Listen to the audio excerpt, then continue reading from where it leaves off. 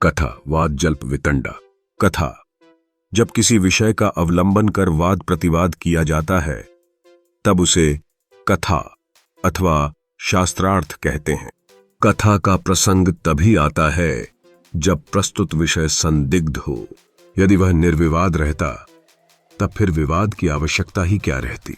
इसलिए संशय अर्थात निश्चित ज्ञान की अनुपलब्धि रहने पर ही शास्त्रार्थ का प्रयोजन होता है और उस संशय की निवृत्ति करना ही कथा का मुख्य उद्देश्य है। शास्त्रार्थ कथा के लिए कम से कम 2 व्यक्तियों का होना जरूरी है, पर यदि दोनों ही व्यक्ति एक ही बात कहने लगें तो विवाद नहीं चल सकता। इसलिए यह भी आवश्यक है कि दोनों एक दूसरे के विरुद्ध बातें करें। अब मान लीजिए एक व्यक्ति कहता है बुद्धि अनित्य है और दूसरा व्यक्ति कहता है आकाश नित्य है। यहां एक नित्यता धर्म का प्रतिपादन करना है, दूसरा उसके विरोधी धर्म अनित्यता का। किंतु तो भी एक की बात से दूसरे का विरोध नहीं होता, क्योंकि यहां दोनों विरोधी धर्मों के आधार भिन्न भिन्न बात कहते हैं। अतएव दोनों ही धर्म अपने अपने अधिकरण में ठीक हो सकते हैं। इसलिए यहां दोनों पक्ष भिन्न भिन्न है, परस्पर विरुद्ध नहीं। और विवाद के लिए यह आवश्यक है कि 2 परस्पर विरुद्ध पक्ष हो, पक्ष और प्रतिपक्ष रहें। जैसे एक कहता है शब्द अनित्य है और दूसरा कहता है शब्द नित्य है। यहां प्रथम पक्ष वादी और दूसरा पक्ष प्रतिवादी कहलाता है। अब वादी और प्रतिवादी इन दोनों के बीच कथा या शास्त्रार्थ का प्रसंग उत्पन्न होता है। यहां एक ही आधार अथवा एक ही पक्ष में, जैसे शब्द में, वादी एक धर्म अनित्यता आरोपित करता है और प्रतिवादी उससे विरुद्ध धर्म नित्यता आरोपित करता है। इन्हीं को क्रमश पक्ष और प्रतिपक्ष कहते हैं। इन्हीं से कथा का प्रकरण अवसर बनता है। जिस विषय को लेकर विवाद किया जाता है उसे कथा वस्तु कहते हैं।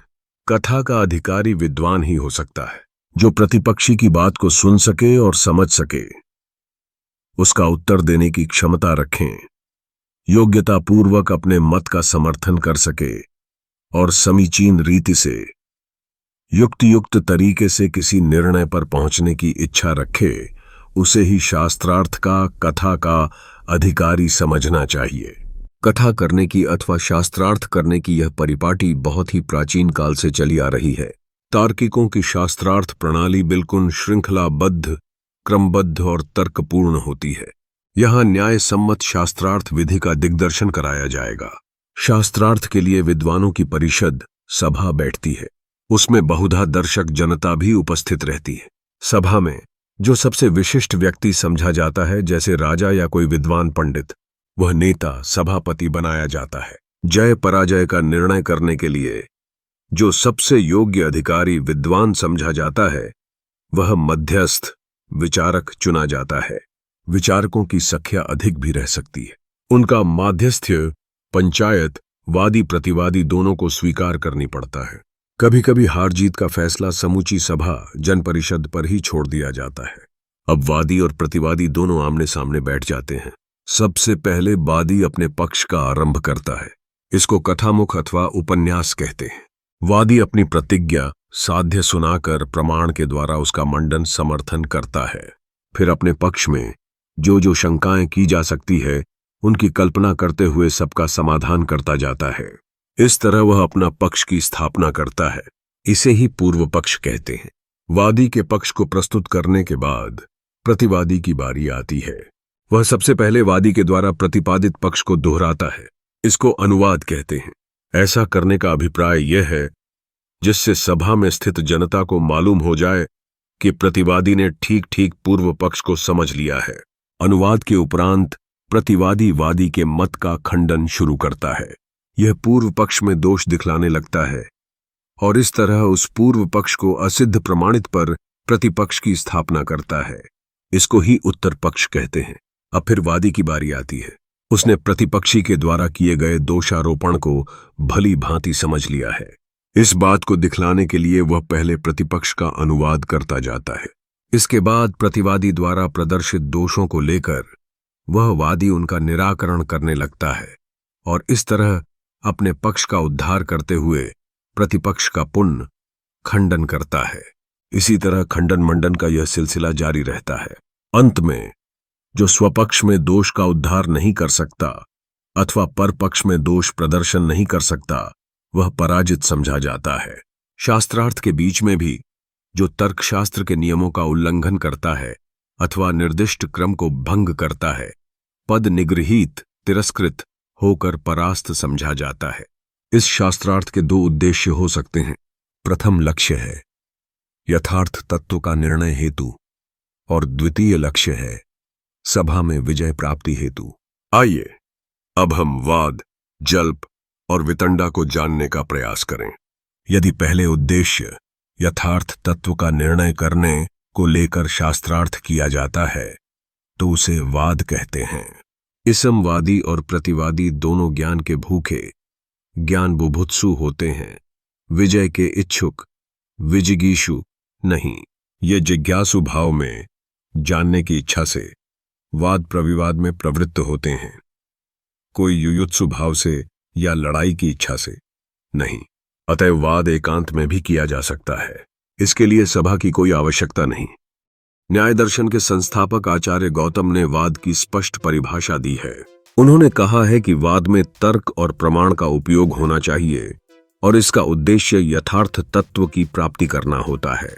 यहाँ वाद का पहला लक्षण यह है कि खंडन और मंडन के लिए केवल तर्क और प्रमाण का सहारा लिया जाना चाहिए। इससे यह स्पष्ट होता है कि वाद की व्याख्या में निर्मलता और स्पष्टता इन तत्वों के माध्यम से ही बनाए रखी जाती है। न्याय दर्शन के संस्थापक आचार्य गौतम ने वाद का लक्षण यह बतलाया है। प्रमाण तर्क साधन उपालंभ सिद्धांता विरुद्ध पंच अवयव उपपन्न पक्ष प्रतिपक्ष परिग्रहो वाद। अर्थात वाद में निम्नलिखित लक्षण होते हैं। प्रथम लक्षण, वाद में खंडन मंडन के लिए तर्क और प्रमाण का ही आश्रय लिया जाना चाहिए, छल वितंडा आदि का नहीं। द्वितीय लक्षण, सिद्धांत से विरुद्ध कोई बात महज दलील करने के ख्याल से नहीं कही जानी चाहिए। तृतीय लक्षण, वाद में अनुमान के पांचों अवयव प्रतिज्ञा, हेतु, उदाहरण, उपनय, निगमन आदि से युक्त अनुमान का प्रयोग होना चाहिए। इस प्रकार इन लक्षणों से युक्त जब पक्ष प्रतिपक्ष का अवलंबन किया जाता है उसी कथा का नाम वाद है। वाद में वादी और प्रतिवादी दोनों का यही लक्ष्य रहता है कि विचार विनिमय के द्वारा यथार्थ तत्व निकल आवे। कहा भी जाता है वादे वादे जायते तत्वबोध। इसीलिए वाद की मर्यादा सबसे अधिक है, क्योंकि इसके द्वारा अज्ञान का विनाश होकर ज्ञान की प्राप्ति होती है। जल्प, विजिगीषु कथा जल्प, अर्थात केवल जीतने की इच्छा से जो कथा की जाती है उसे ही जल्प कहा जाता है। इसमें वादी और प्रतिवादी दोनों का यही लक्ष्य रहता है कि येन केन प्रकारेण अपने प्रतिद्वंदी को परास्त किया जाए, प्रतिपक्षी को हराया जावे।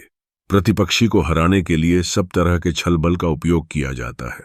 छल, जाति, हेत्वाभास आदि अनुचित अस्त्रों से भी काम लेते हुए योद्धागण नए नए पैंतरे बदलकर एक दूसरे को नीचा दिखाने की चेष्टा करते हैं।